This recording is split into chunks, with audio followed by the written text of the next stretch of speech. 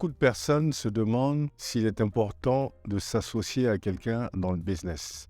Je crois que la première chose à comprendre, c'est que l'union fait la force. Ce que ça veut dire plus vous êtes de personnes associées, mieux est la probabilité de réussite en fait. Parce que vous avez plusieurs intelligences, vous avez plusieurs capacités, vous avez plusieurs idées. Donc évidemment, si vous êtes 5, la probabilité de réussir est plus grande que quand vous êtes une seule personne.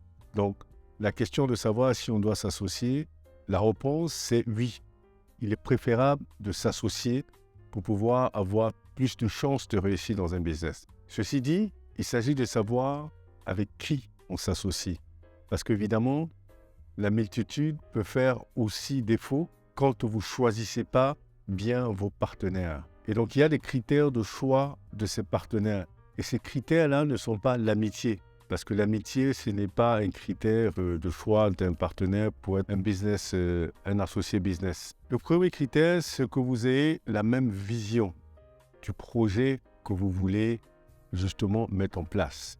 Extrêmement important.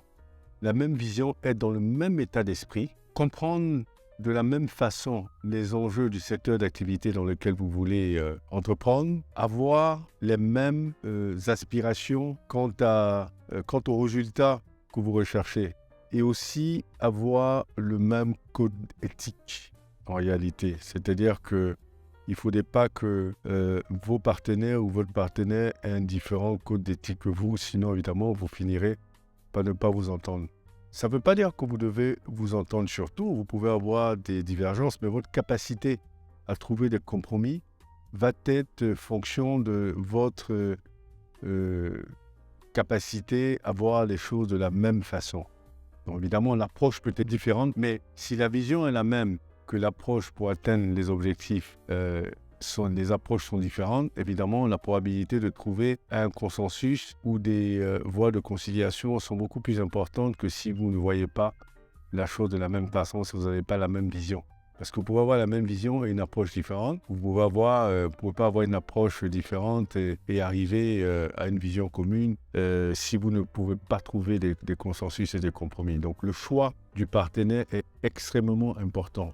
Ça permet d'anticiper la réussite, ça permet d'éviter des problèmes et ça permet d'éviter des blocages dans le déroulement de votre plan stratégique de votre entreprise. Généralement, vous allez voir que être business partner ne nécessite pas d'être ami. L'amitié peut être un bonus dans ce processus, évidemment, c'est beaucoup plus intéressant.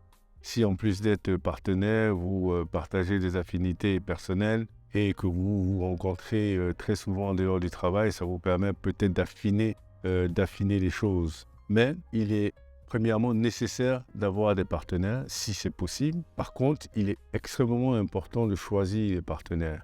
Parce qu'un mauvais choix de partenariat peut justement constituer une grosse limite à la réussite de votre entreprise. Et le choix d'un mauvais partenaire peut créer justement beaucoup de blocages dans le processus de mise en application de la stratégie.